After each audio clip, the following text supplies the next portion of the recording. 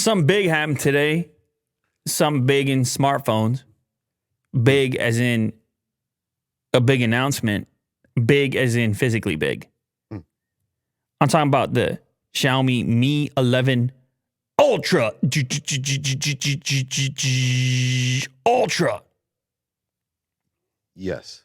Bringing a massive camera hump. Camera hump. This is the camera hump to rule them all. This thing. It's almost like a shelf. Is a monster. Yeah.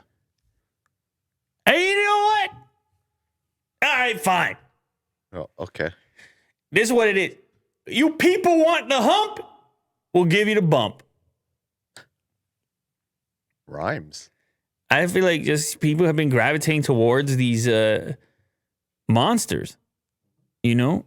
And so there's this big gap. There's this space right now. Opportunity, some might call it. You know, it hasn't been so hot for the companies, a company by the name of Huawei. Hasn't been so hot. No. Recently. But you may recall they were moving some units. Mm-hmm. They were moving some premium units. And so they cool off a touch. And Xiaomi says, yeah, why don't we heat up? And they did, I guess. I don't know, man. There's something I'm kind of excited about this. I don't know. It's a little bit of fun, this one. They put a screen on the back of it in the camera hump. Mm-hmm. So you can use these monster cameras for your selfie photos as well, including this really nice ultra wide. Because if I'm going to take a selfie, I told you this in the past, Will, it's going to be a group shot with the family. Yeah. I'm trying to get everybody in the frame. Yeah. So the only way I'm taking a selfie, I'm not taking a selfie of just myself. You understand? Unless I'm testing for the beard hairs. By the way, shout out to the Xiaomi live event. They did a beard hair test. Oh, did they? Yeah, they did. Oh. And get this. The presenter said, if you look at the beard hairs, he said, I mean, it's translated, but he said, you can even see the white hairs. And I feel like he was referencing what I got going on in the beard as well. Uh-huh. Because I've been doing the beard hair test. Yeah. Now, I'm not claiming that nobody else can do the beard hair test. I'm just saying I've been doing it. I actually like it. Yeah. It's a great little test for detail. They got this unbelievable camera layout. Now, you know it's got the Snapdragon 888, obviously. It's got 120 hertz, obviously. Really, the magic for me here is this camera layout. That's an eye catcher. That's a beast right there. Mm-hmm. Let me tell you what we're talking about. We're talking about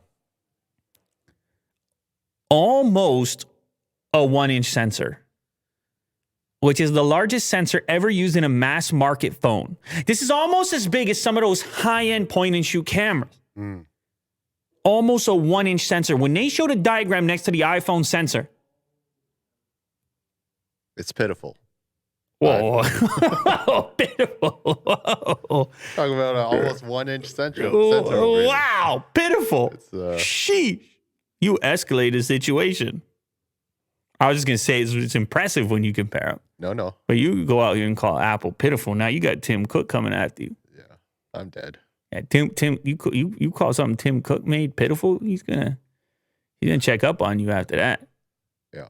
Anyway, so not only is it an almost 1-inch sensor, but it's got two of them, right? Two big sensors. The two other cameras are no less impressive. The periscope lens. Okay, so no, sorry. The other two are smaller, but they're still bigger than what you would typically have. The periscope lens is 5x optical, 10x hybrid, paired with a 48 megapixel IMX586. So that's another popular high performance sensor.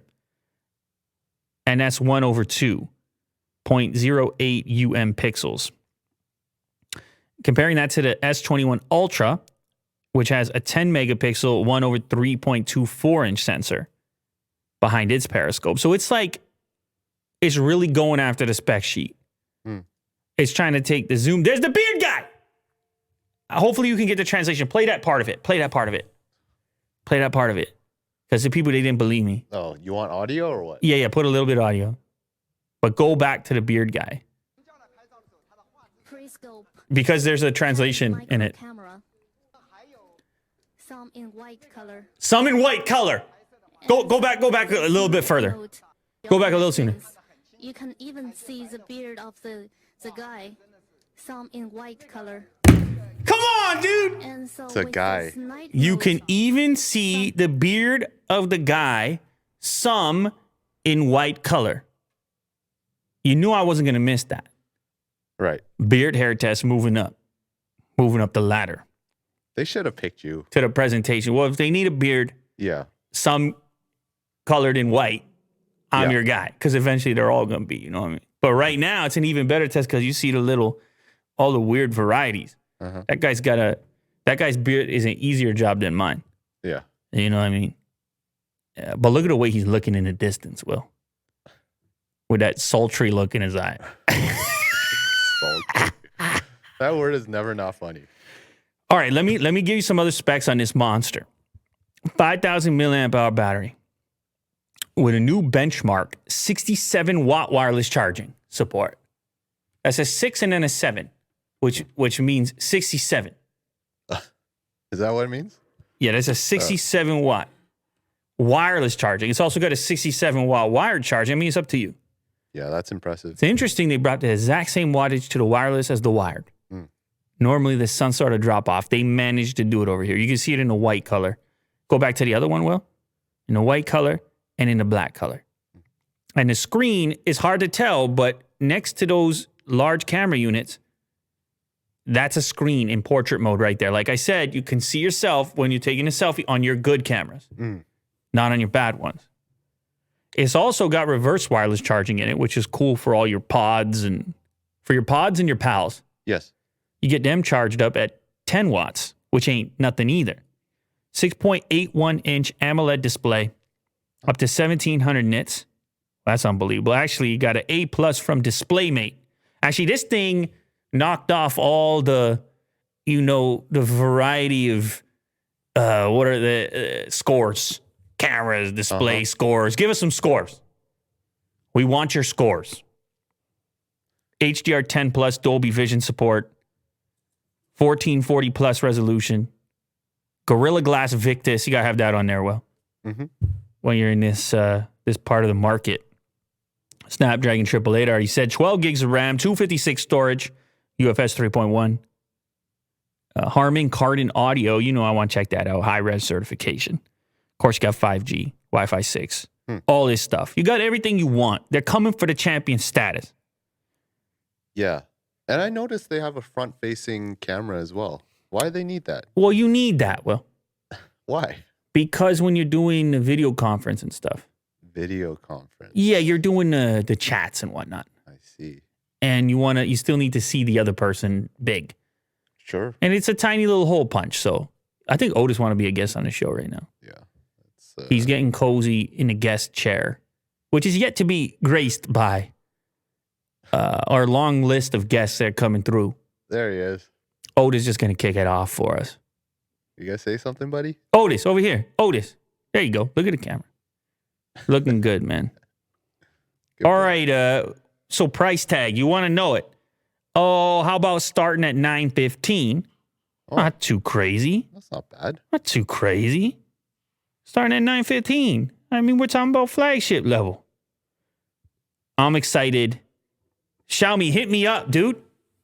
I'm talking about Xiaomi like it's one person. Yeah. Mr. Xiaomi, hit me up. This one, I want to check it out. This one, I could put this slab in my pocket and watch it weigh down my pants and love every second of it. Yeah. You know? Hopefully it just doesn't get caught on the camera bump. Hey, man. Rude.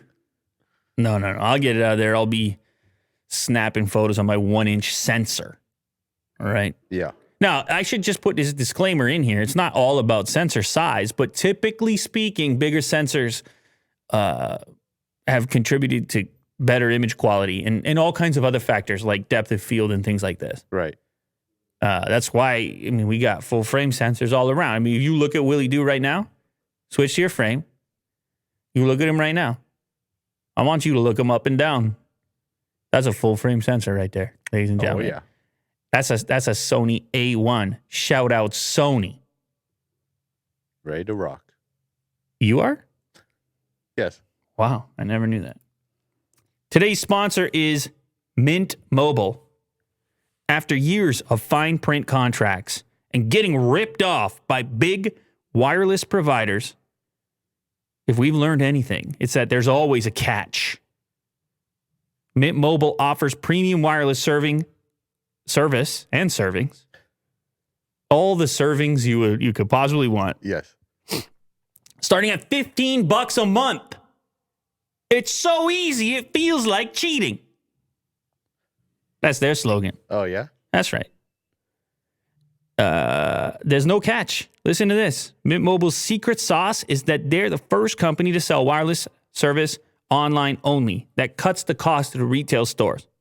No crazy overhead that gets passed to you in the form of fees. Instead, those savings go right back to you, starting at $15 a month. You can see Willie Doo's on the website right now. You can click on the plans. You get to bring your own phone, which is something I like as well. You know, I like to have a selection of phones. Mm-hmm. And I don't necessarily want to be paying off some phone for the rest of my life. No. I like to pick and choose, own my phone. You bring it over here, and Willie Doo's highlighting some of the plans. You know, I like the sound of unlimited up there. Mm-hmm. But maybe you don't need it. And, I mean, you look over there at the $15 a month. Unlimited talk and text, nationwide coverage, 5G or 4G LTE, whichever is strongest, and 4 gigs of data. I'm saying $15 a month. That's what I'm looking at. Mm-hmm. And I don't think you get anything for $15 a month right now. Not even a meal. Yeah. Not these days. Not even a coffee. I could probably find a coffee for that. Yeah, maybe. For people looking for extra savings, Mint Mobile is where you go. Offering premium wireless for just $15 a month. To get your new wireless plan and get it to ship to your door for free, go to mintmobile.com/LouLater. That's mintmobile.com/LouLater. Cut your wireless bill to $15 a month. mintmobile.com/LouLater, or click the link down in the description. Don't forget the /LouLater so that they know we sent you. All right, another thing from the Xiaomi event, they made a monster to go with the monster. A monster wireless charging mat with 19 Qi coils in it.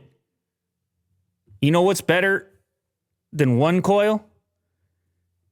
You know what's better than 2 coils?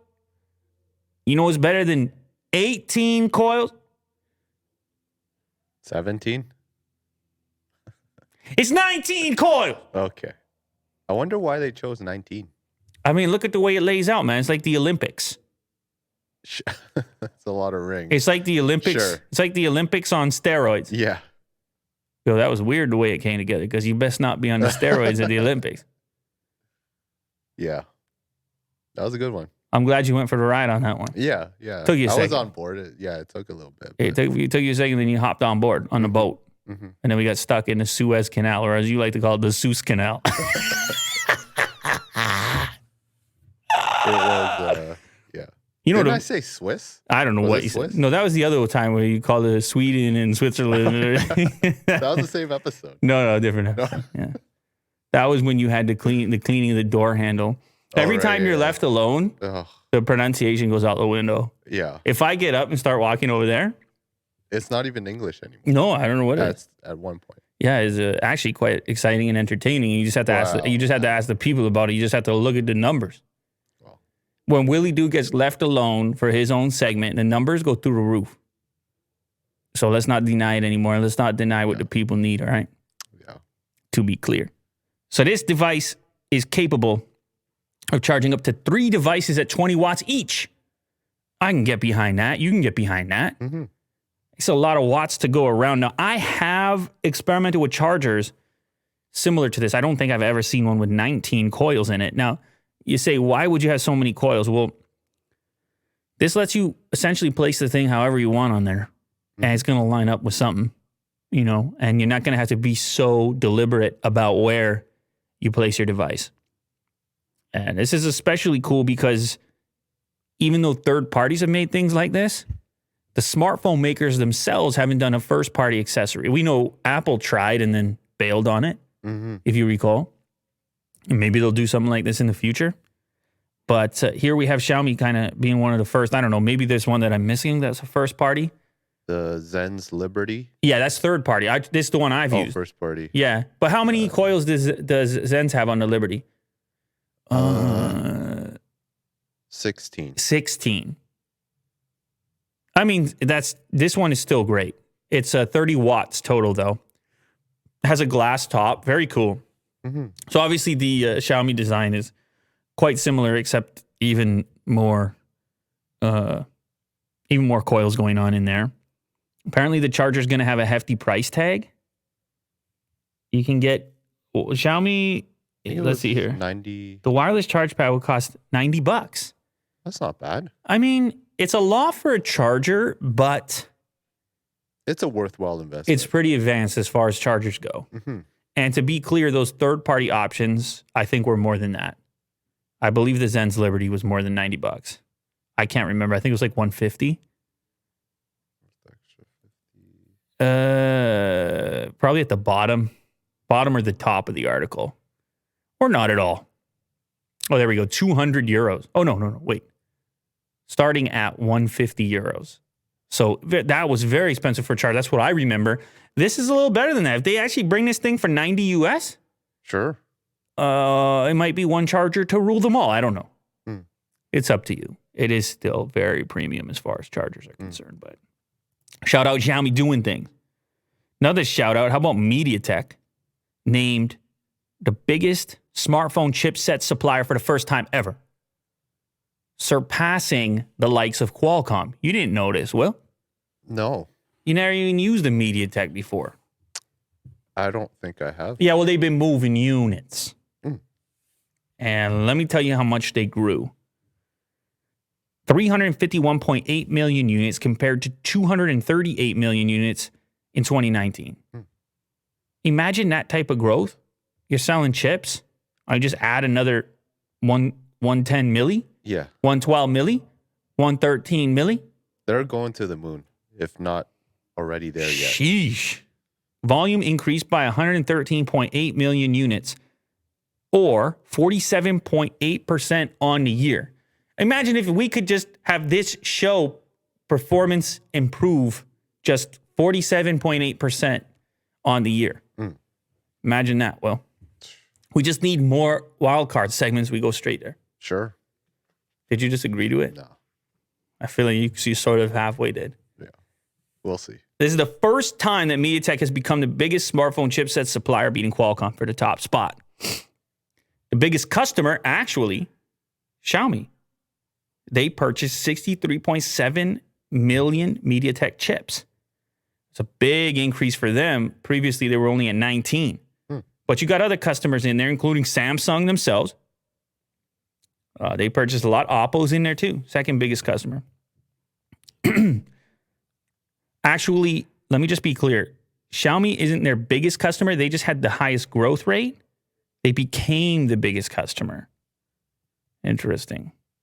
Samsung has the highest growth rate. They increased MediaTek chipset purchasing 254%. Xiaomi's the biggest. Samsung increased their relationship the most.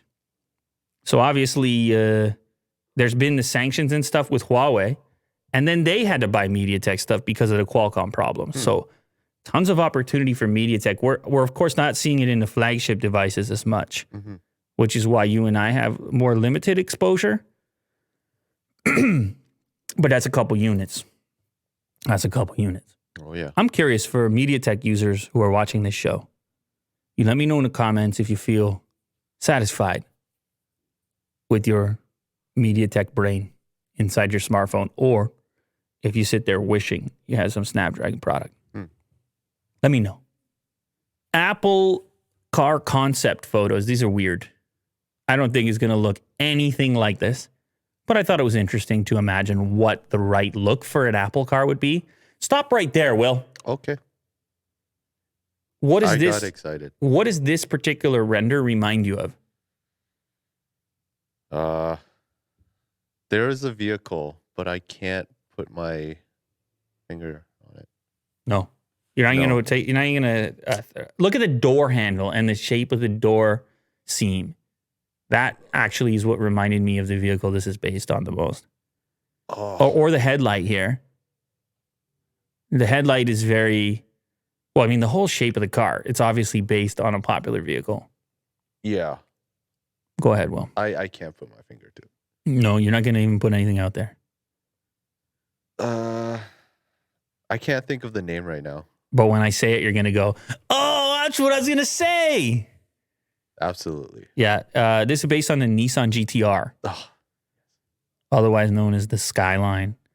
GTR classic. Fast car. I like the car. I think it looks super weird with an Apple logo. I think no chance, 0% chance on this design. That's I agree. Like nothing against the car. Like the car is, I like the car. I just don't believe Apple's going to do it. You agree with me? Yeah. Go ahead. I almost assume that the Apple car is more bubbly for some reason. More smooth. Well, why don't we scroll down to some more renders and we can weigh in. Next up, try this one out for size. Okay, what is this? Which car does this remind you of? This looks like a Audi. Interesting. This one's actually based on a Toyota Supra. The Supra. Yeah. Oh. Vaguely. I guess so. Vaguely. With some iPod Classic influences, apparently. With the chrome? I don't know. Maybe. Is this more or less likely to be the Apple car compared to the first option? I say more.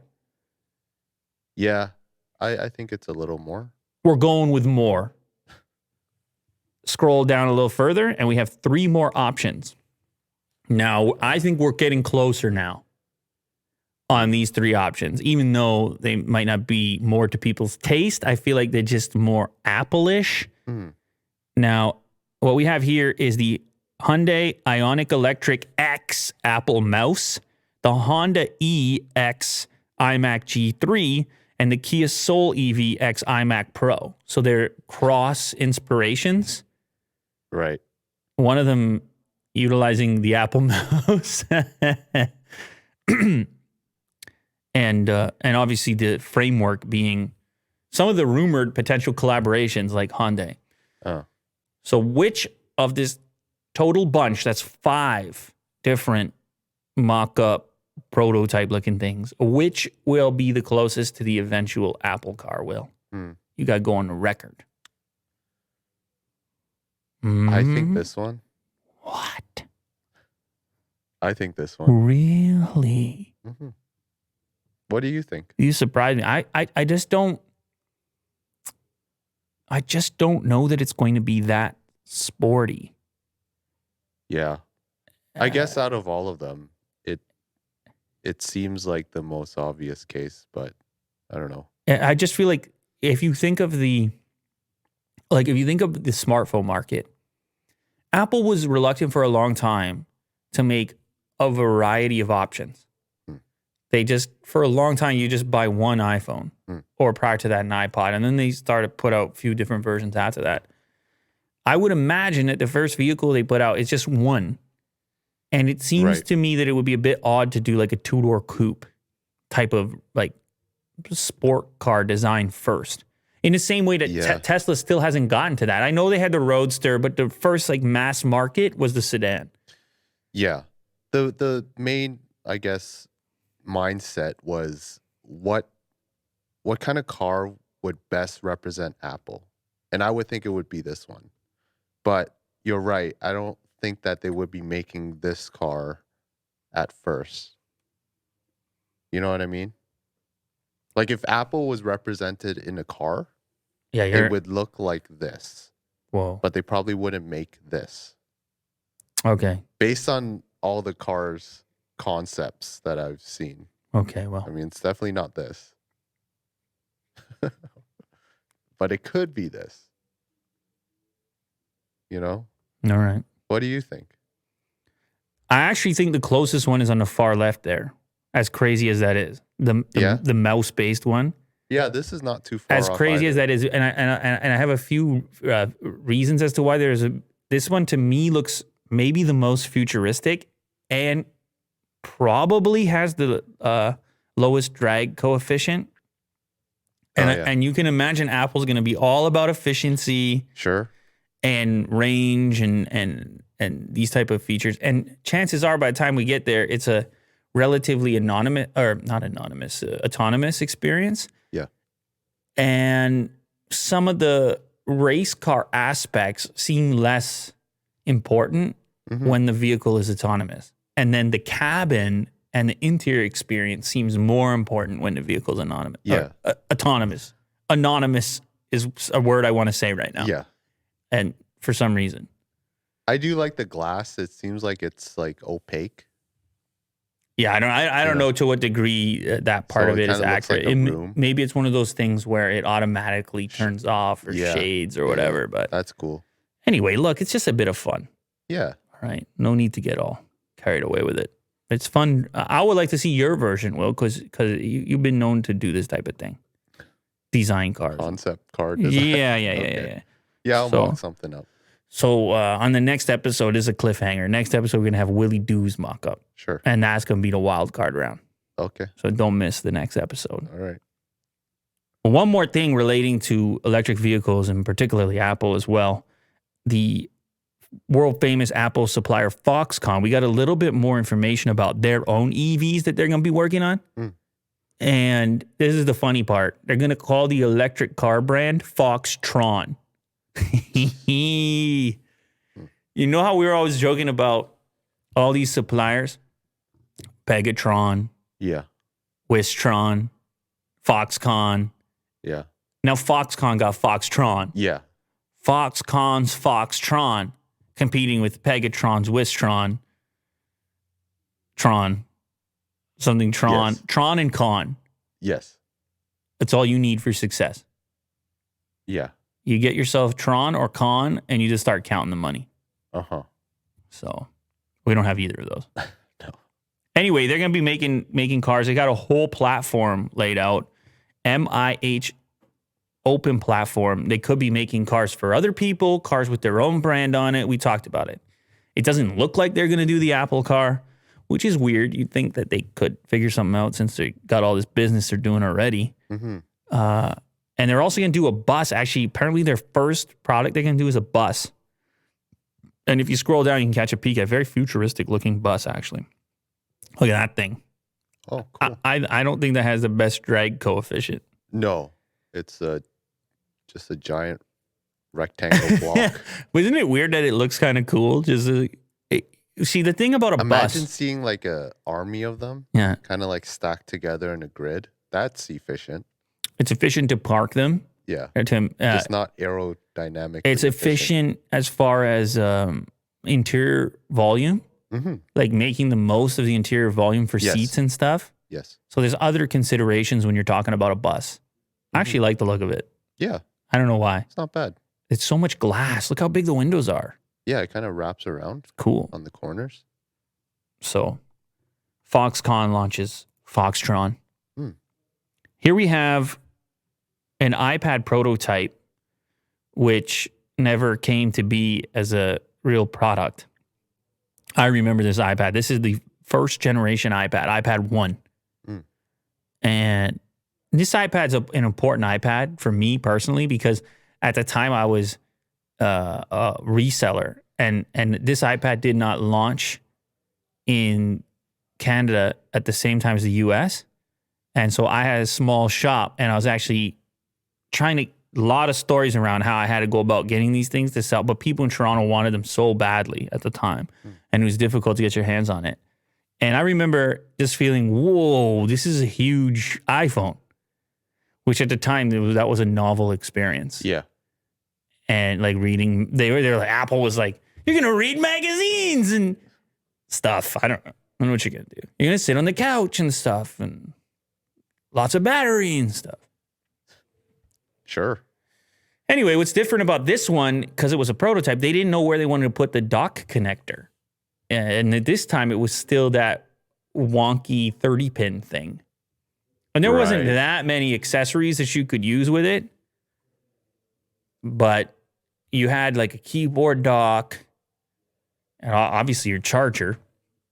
But they didn't know if you were going to want to dock it into portrait mode or in a landscape mode. So they put one for the prototype on both sides. And then apparently, just before release, Steve Jobs nixed the idea of having both. Like, he was like, no. It's going to be on the bottom. Named Steve Jobs. It's going to be on the bottom. And I don't want to hear it. I don't want to hear it anymore. And then a guy like Willie Doo's like, well, sir, it's actually quite versatile. He's like, shut up! I apologize for that. I just want to test our equipment out sometimes. I just want to see if I can make something smoke or explode or something. You did. You got some... It's like a fire right here. All the audio equipment's toast. It's a mix because people listen to this and some people be like, no, that's why it's fun. You never know what the volume was. And then other people be like, this is so chill, man. And then until I just had to wake everybody up. I fall asleep to this. Yeah. Imagine you're dozing off and then you get, Yeah. You get that. You get Steve Jobs telling you to shut up. Yeah. Anyway, so this never made it. It is an interesting thought, though, as far as the dock connectors are concerned. And the way in which you should use your iPad. Of course, now they moved on to magnets and flipping and flapping and twisting and turning. But back then, you needed this 30-pin connector. And, well, the rest is history. You know. I don't know if this guy bought it off eBay or something, but you can find some of these old Apple prototypes for collectors like to hold on to them and stuff like that. Yeah. You're still recovering from that shout. Yeah. Traumatized. Apologize. You guys think it's bad. Willie Doo has this pumped into his ears. But we do have the equipment. I mean, I can't really clip it. Like, I can, but I can't. I have a fire extinguisher just right here. That's true. Yeah. But you know what I mean, Will? Sure. Like, don't do that again. No, but it isn't actually that much louder because the compressor kicks in and cuts it. Well, it sounds terrible because you have the clipping. But that's the thing. know? That means we got to tweak more. Okay. We got to get to a level where any amount of volume is available at all times. Because you never know when it might be required. Sure. Yeah. Like when Steve Jobs tells you to shut up. Yeah. I mean, I heard he was, you know, if you read any of the books and stuff, he was fired up. Yeah. He was very passionate. He was fired up. He was a passionate guy. You know? So I've heard. So, Tesla. Let's talk about Tesla. Apparently, they might get you this Cybertruck earlier than originally expected. And I think this rush makes a lot of sense. I think this is a critical vehicle. As crazy as it looks, when this thing hits the road, people are going to be talking. Right. I'm just telling you, man. When you start seeing these around town, yeah, I'm excited to start seeing them. It's just changed the whole landscape. Yeah, it's so unique. And the way that it's completely steel, you know you're going to see it because it's going to be reflecting light in all kinds of crazy ways. Yeah.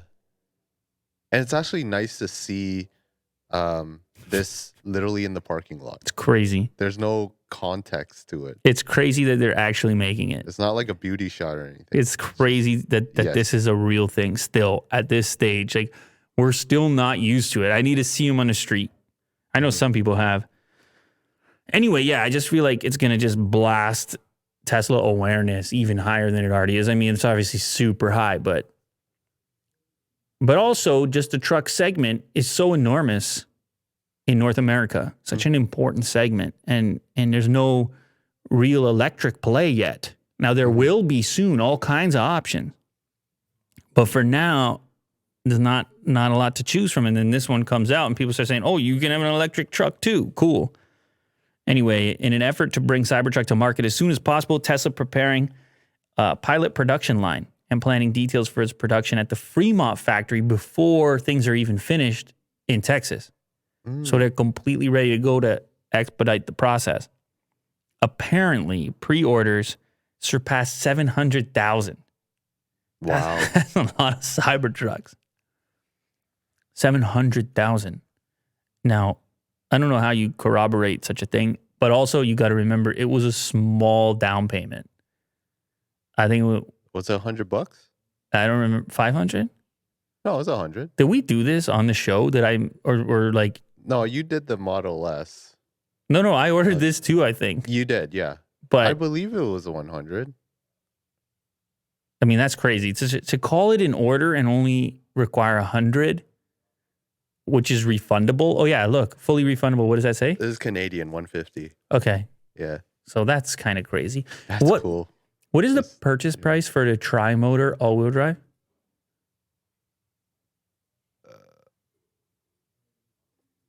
Does it tell you? Wait, hold on. I can't see. Oh, you got to click buy now. Okay, here we go. What? No. Interesting. Wait, what? Is it cut off on my monitor that I'm looking at here? Can you see the actual price anywhere? I don't think so. I don't see it. It's just like find out later. They have the price for full self-driving. I don't know. It was up there before, for sure. Was it? You're sure it's not cut off on the right-hand side? I don't see it. Oh, you see the whole frame? Yeah, I see everything. Interesting. I don't. I get the subpar display. Okay. Anyway, whatever. Well, I can look for it. Yeah, tri-motor Cybertruck price. I can't remember. Was it like 75,000, 80,000? It starts at 40,000. Canada. Maybe they didn't say. Maybe they just said starting at 40,000. I don't know. Oh, there we go. 70,000. The tri-motor is 70,000 US, which is 90,000 Canadian. So we weren't too far off. Fun. That's pretty good. You're happy That's about a pretty that? good price. You're happy about Yeah. that? Maybe I should get 2. That's no big deal for a guy like you. Mine as well. No big deal for a guy like you. Speaking of Tesla pricing, they raised the price of their solar roof. I would love to get one of these. It's hard to get this in Canada. Is it? They kept dipping the price and then it came back up recently. People are speculating as to why that might be. So apparently, Electrek try to get a quote on the site for a 3,947 square foot roof with a 12 kilowatt solar roof tile system. And they got a price of $54,966. That was last summer. And they went through to do the same quote right now. And they end up finding that the quote comes between $79,000 and $100,000 for the same roof. Whoa. Huge increase in cost. Mm-hmm. Now, there's a thinking that it may have something to do with the roof complexity feature, which would determine like if you had a really complex roof with a lot of weird shapes and peaks and things, it might not be as efficient, the installation. So you might be paying more for materials because of the way you got to maneuver it around the obstructions. So some people reported that even when they got the old quotes, which were low, when they went to have the install, they got the real quote, it went up anyway. So don't worry about it. There's some people thinking that they're just more accurate at projecting it now. But either way, I would love to have one of these. Yeah, you need to talk to Charge Elon. up the car, the power wall. Right. Self-sufficient. I mean, they just look cool. Like they don't even look like solar panels. Does that not look cool? It does. Yeah, just looks like normal. Didn't you just buy a house? tiles. You should get this too. Yeah. You said it was hard to get in Canada? Yeah. I'll give it a shot. Okay. There you go. Elon, like- you got 2 buyers. Just bring us the solar roof. It's $1 million. Yeah. Like, what? Import. Oh, check this out. Mercedes is coming for Elon. You already knew this, but this is an even better look at their new massive 55-inch screen. Ooh. 55-inch screen in the car. Jeez. That thing is crazy. This is a screen that spans. Now, we saw this because I remember at the live event, but were they teasing it? Like, did we have some new images here? This is just a better look.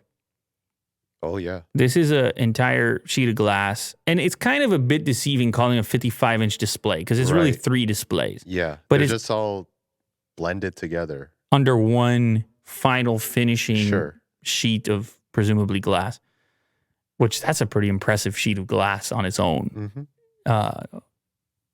touch capable. So you have this one large display above where the steering wheel sits. You can likely configure this to show different. It has a variety of characteristics it can display, but likely speed and things like this. And then in the center, you have this really nice looking navigation, which blends into everything else, so including your controls for, your climate, multimedia, all that's in the center. And then the passenger gets their very own version of that. This car over here has something like that above the glove box, so that person can control the radio, climate, things like this, if you happen to have a passenger.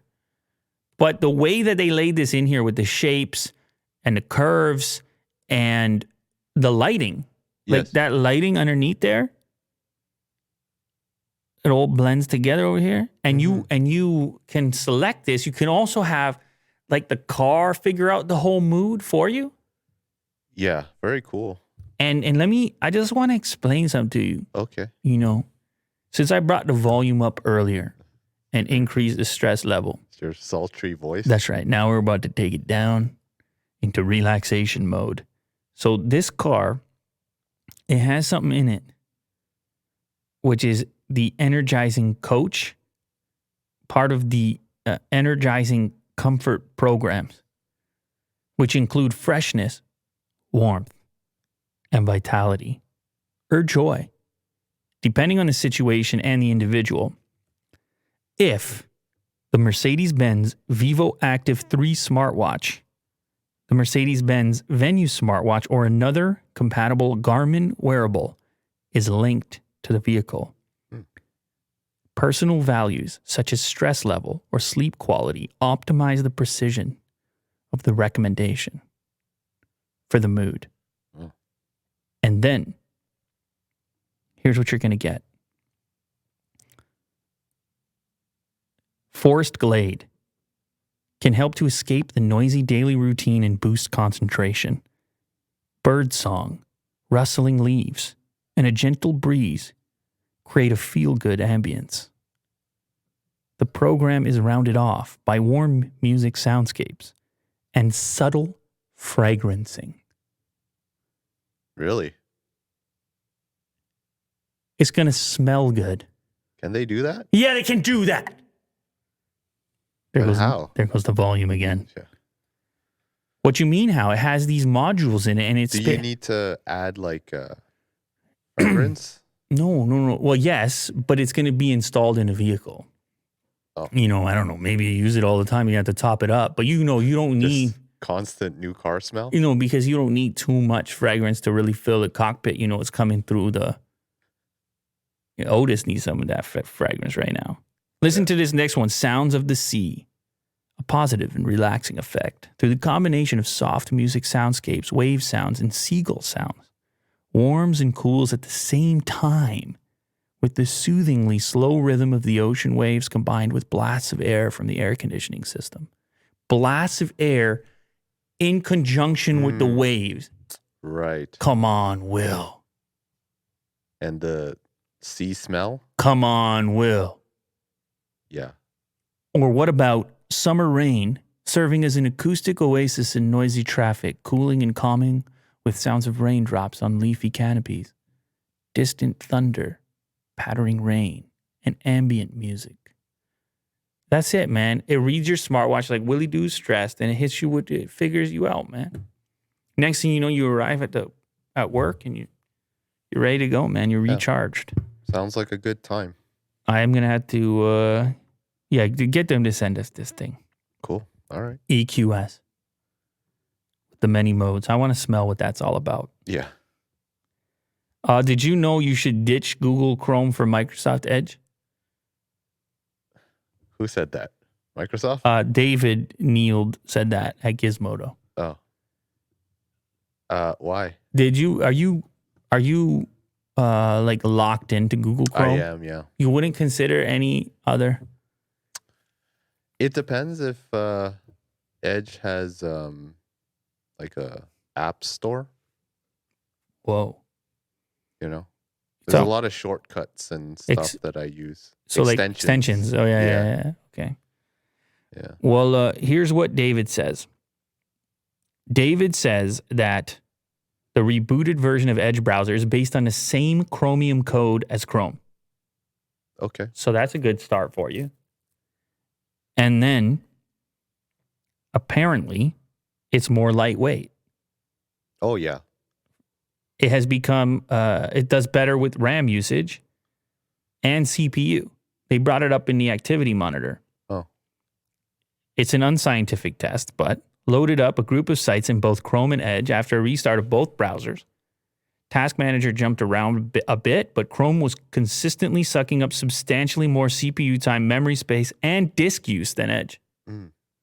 Plus, Chrome opened up 40 separate tasks compared to 27 for Edge. Yeah. Somehow I'm not surprised Mm. because Chrome is such a RAM sucker.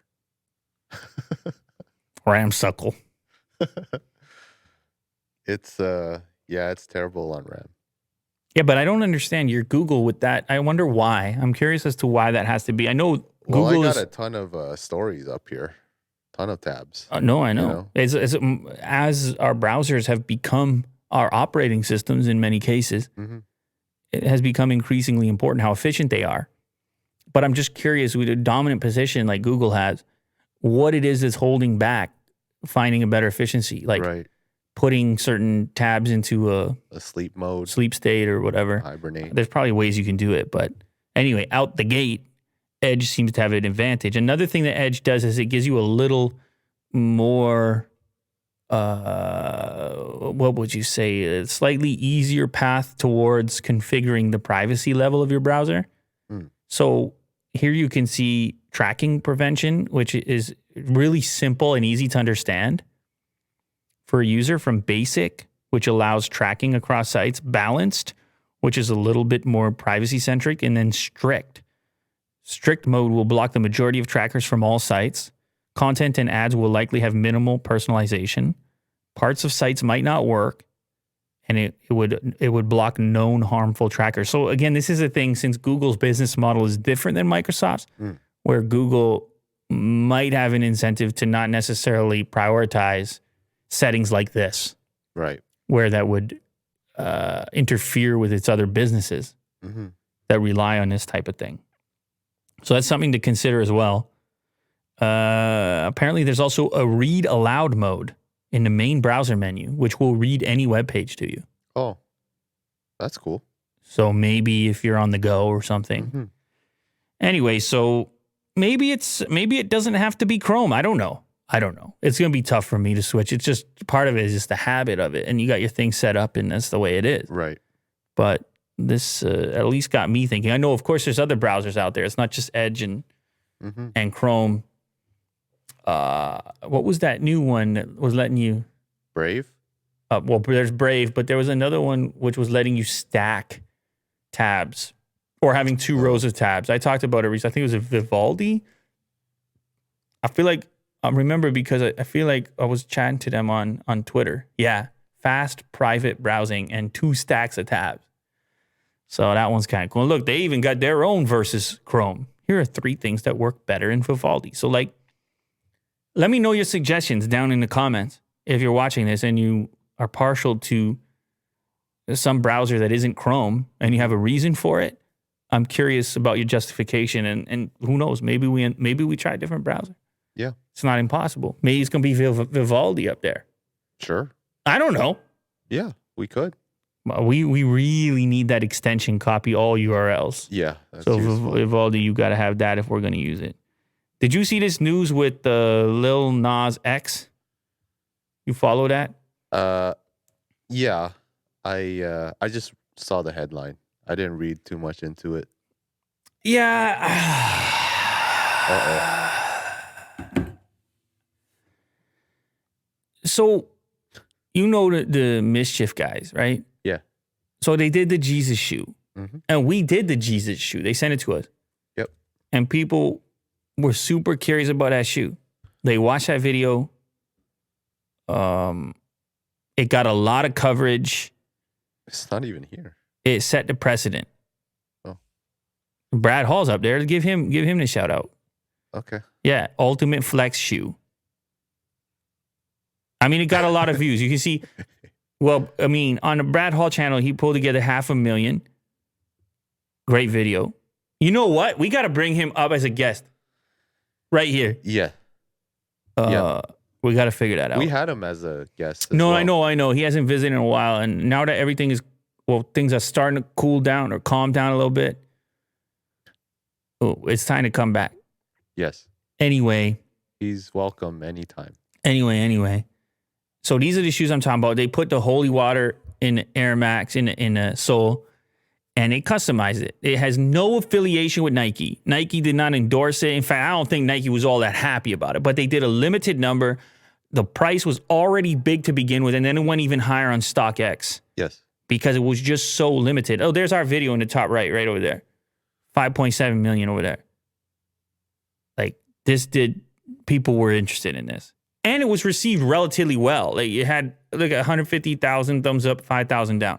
So people weren't offended by it or anything like that. Or I'm sure some people were offended by it. Oh my God. Oh.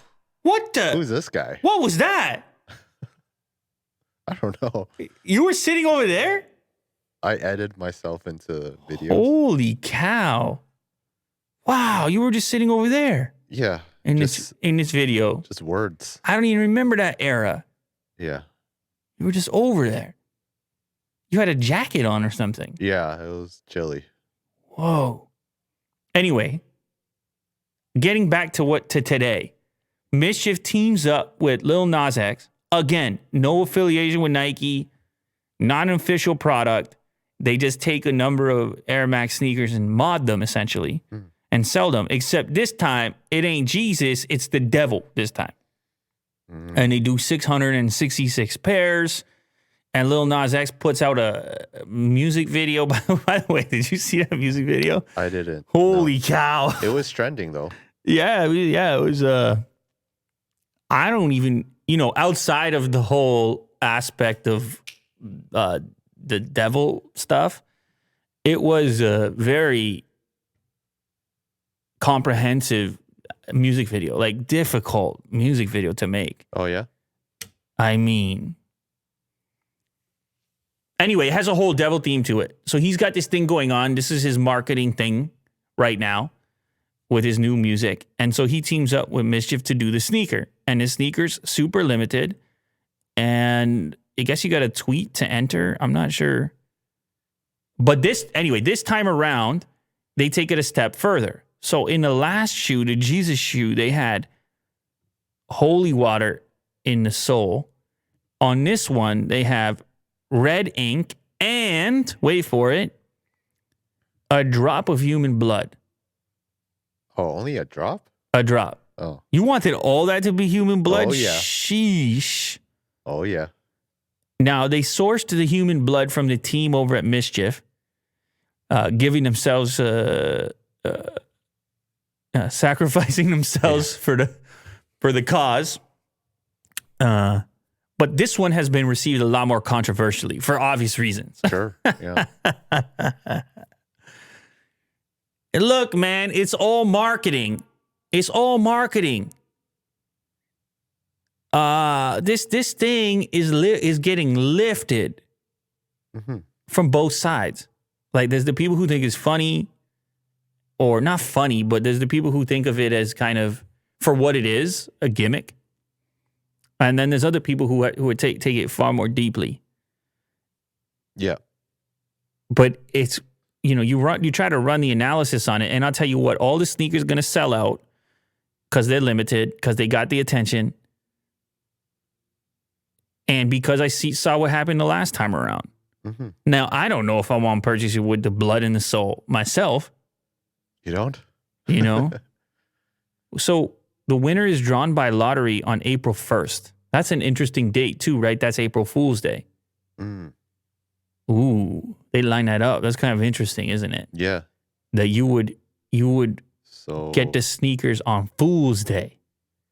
So that's like in 2 days. There's a quote on there, by the way. Let's see where it is. Not a quote, a passage, a Bible passage.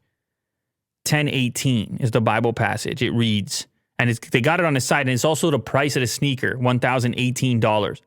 And the passage is from Luke 10:18. It reads, I saw Satan fall like lightning from heaven.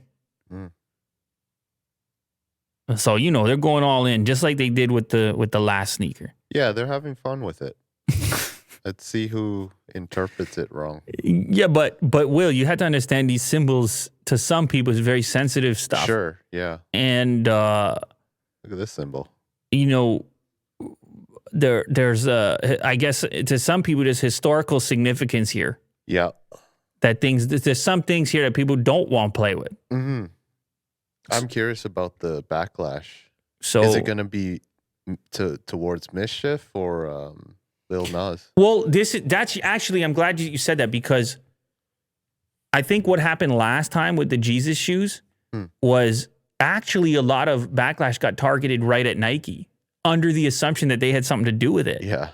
Now, that's one thing if you got the Jesus shoe, which sure, it's similar, controversial, whatever, less so than this one. And Nike has already come out and put their statement out there, but I kind of wonder if Nike doesn't escalate the situation this time. And I'm not telling them to do it, by the way. I think, damn, you want to customize the shoe and sell it? Customize the shoe and sell it. I don't recommend that they do such a thing. I don't think it's necessarily going to be a good look for them. Mm-hmm. But this time around, they deny involvement again. They deny involvement again. And this time around, I kind of wonder, you know, where their brand is and the fact that the Nike component is such a big part of it. Right. Like, just imagine this collab, but it isn't a Nike Air Max. Mm-hmm. It doesn't have the same thing to it, does it? No. So it's complex. In a way, you kind of need the Nike brand to legitimize it for sneaker collectors and the types that would be super interested in a limited pair of 666. I mean, without that symbol. And there's something about the Air Max origin of having this bubble and then filling it with something. Yes. Everybody knows the bubble. Mm-hmm. So I'm curious to see if Nike leaves it there. And I don't know if there's anything they can do for the record, and I don't recommend they do anything. I'm just saying it's going to be curious to watch that time around. But sold out, one pair remains. So I guess they sold out the 666, and one pair remains. Yeah. Wild stuff. Anyway, they got your attention. They got everybody's attention. And Lil Nas X doesn't care. No. He actually says he's having fun with it. Well, I don't know if he's having fun. It actually seemed like he got a little bit of pain himself, because he came out and tweeted that he hated himself because of the stuff that was preached. You know? Huh? And so I hope you are mad, stay mad. Feel the same anger you teach us to have towards ourselves. So I'd seem a little bit deeper is what I'm trying to get at. Oh. Here. He's getting some backlash, and he's meeting it with some level of anger or emotion, let's say. So I don't think it's only a laugh. Right. Or it is, and it's all part of the buildup. I don't know. Yeah. I want to follow up. I want to see. Well, we'll follow up. We'll see. Let's see what transpires, man. I mean, it's the thing I'm just trying to say is it's meant to be controversial. This is the whole point of it. That's, I guess, the thing I'm trying to get to. So when you are considering your own reaction, just the recognition that that's kind of what it's going for. Mm-hmm. It's going for a reaction. Outrage. Yeah, it's not meant to not get a reaction. I mean, they want a reaction. Yeah. It doesn't matter which direction. It does the work. Mm-hmm. Here we have a story, Bitcoin Magazine. A combination of supply and demand dynamics and the actions of legacy financial systems will push Bitcoin to 200,000 in 2021. You don't seem too excited, Will. I believe as I was finishing that headline, you took a huge yawn right there. Well, it's 5 p.m. right now. It's usually my bedtime because you go to bed at 5 p.m. Yeah. You're a Bitcoin guy. But it is exciting. You're a Bitcoin guy. Yeah. You don't mind 200,000. Not at all. This particular article is looking at something called the halving. What a word, halving. But I need to make sure you know there's an L in there. Yeah. So I'm just going to say halving, but it's halving is how you would say it. Cycle is, it really has to do with supply and demand. Mm-hmm. And this idea that unlike fiat currency where the supply can change, the supply for Bitcoin doesn't change, and therefore they can track these various cycles to see how previous history could potentially play out again as supply changes going forward. There's actually a pretty cool thread that aims to visualize the mechanics, and I believe the tweet is embedded also in this article right here. So if you are watching this show, you can presumably have a better understanding if you look at the visualization. But either way, the idea here is that you had similar mechanics at play back in 2012 and 2016 that followed in 2013 and 2017 mania, and that 2020 is on track for the same. I mean, that's the speculation here. But obviously, Will, there's all kinds of incentives to say such a thing, particularly for those that are holders of such things and stand to gain and benefit. And I'm reading the article on Bitcoin Magazine for that matter. Yes. All that said, has been a pretty hot day for crypto, or no? I thought Ethereum was kind of hot. Yeah, it's doing well. Oh, okay. Like recently. Oh, okay. Yeah. Yeah, I saw Visa made an announcement. They go up and down. Is that right? Do they go up and down? This is what I heard. Yeah. Well, anyway, if you care to follow up with some of the models, you can go look at it. But there's definitely lots of incentive to broadcast a potential $200,000 Bitcoin. That's exciting. But if you look, go back to the chart. Go back to the chart, Will. Give me an all. Give me an all on that. I mean, sheesh. In the last year, it's a bit ridiculous. Yeah. The last year's a bit ridiculous. They've had their moments too during the rise. Couple of moments. Yeah, a couple of peaks. Anyway, you guys let me know. 200K, yes or no? Well, anyway, how about this one? This is another Bitcoin-related story, but a little bit different. Wife leaves husband after he refuses to sell Bitcoin at 60K and bought the dip. It was too much. She says, 60K. Let's get out. Talking about USD. He said, how about I just buy this dip right here? Go buy more. I don't know. This was a Reddit post, which turned into an article on Bitcoin.com. So I don't take it for what it is. According to a post on Reddit, a user named Parking Meter gave his testimony on how the Bitcoin bull run ended up hurting his marriage. Here's the quote. She just left to go stay at her sister's. She is super mad that I didn't sell at 60K and looks at the price often scolding me. I keep telling her, we don't need the money and have the cash. We live nice. However, today, she caught me buying the dip and was so pissed she almost hit me. Now, she packed her bags and went to her sister's to stay. She said not to talk to her.